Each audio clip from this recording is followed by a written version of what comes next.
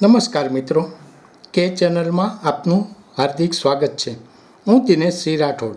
આજે આપણે જોઈશું સોમનાથ કાર્તિકી પૂર્ણિમા મેળા 2024માં વિક્રમજનક લાખો લોકોની મેદની ઉમટી।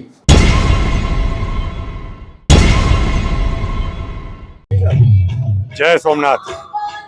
કાર્તિક પૂર્ણિમાના મેળાનો આજે બીજો દિવસ અને બીજા દિવસે લગભગ 2 લાખથી વધારે લોકો મેળાની મોજ માણી।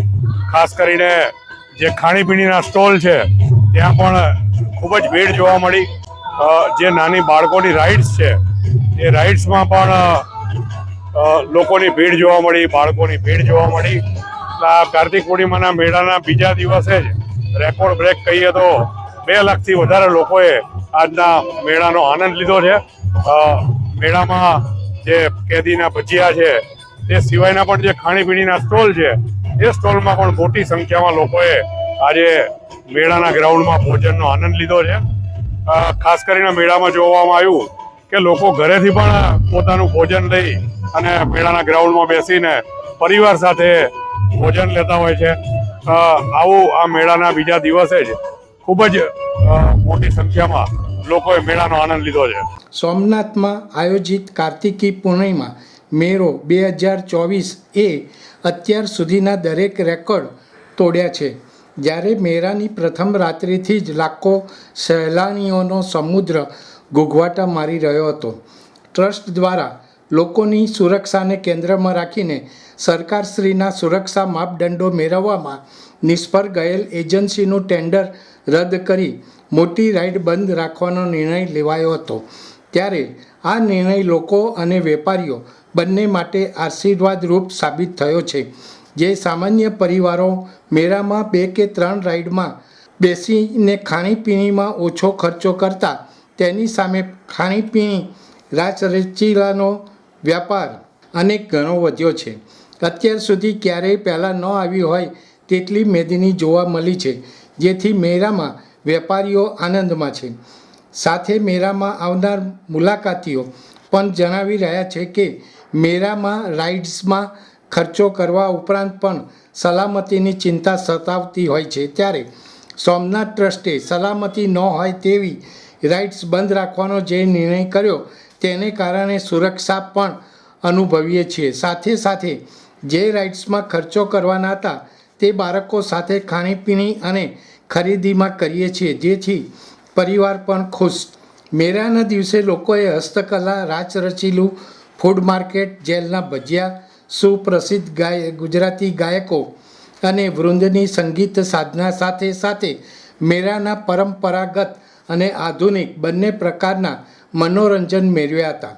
નાના બાળકો માટે રાખવામાં આવેલ 50 જેટલી રાઇડ્સ અને ગીરનું ગામડું, સોમનાથ એટ 70, પંચદેવ મંદિર, કલ્પવૃક્ષ, સેલ્ફી પોઈન્ટ જેવા મનોહર પ્રદર્શનોને કારણે મેળામાં લોકોને વિશેષ આકર્ષણ જાગ્યું હતું।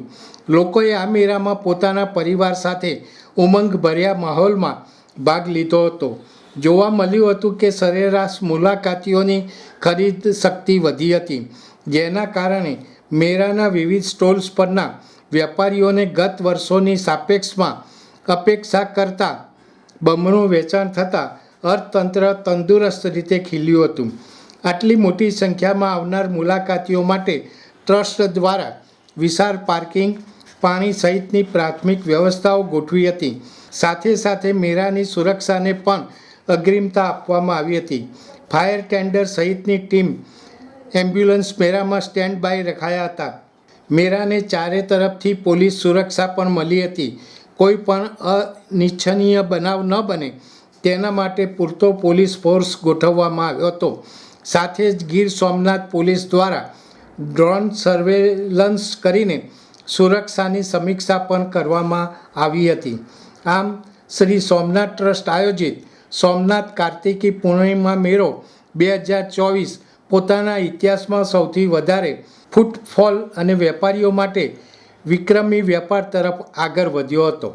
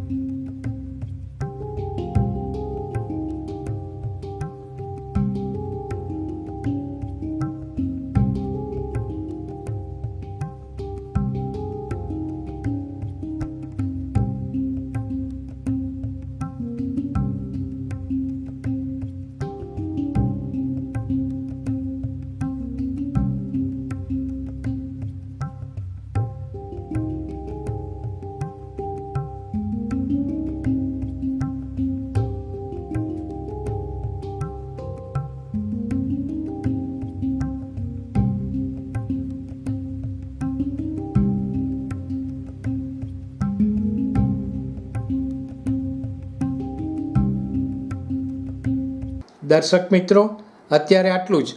આવા વધુ સમાચારો માટે જોતા રહો કે ચેનલ. નમસ્કાર.